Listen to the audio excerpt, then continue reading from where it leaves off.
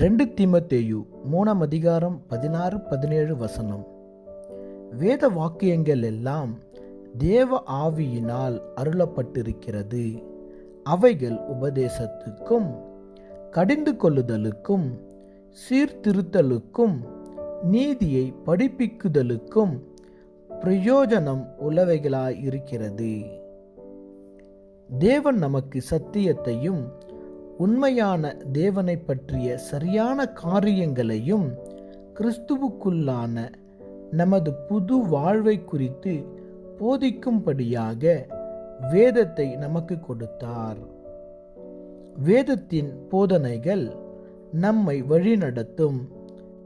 தேவனைப் போலவே நமது மனப்பான்மையும் நமது செயல்களும் இருக்க வேண்டும் என்று தேவன் விரும்புகிறார்.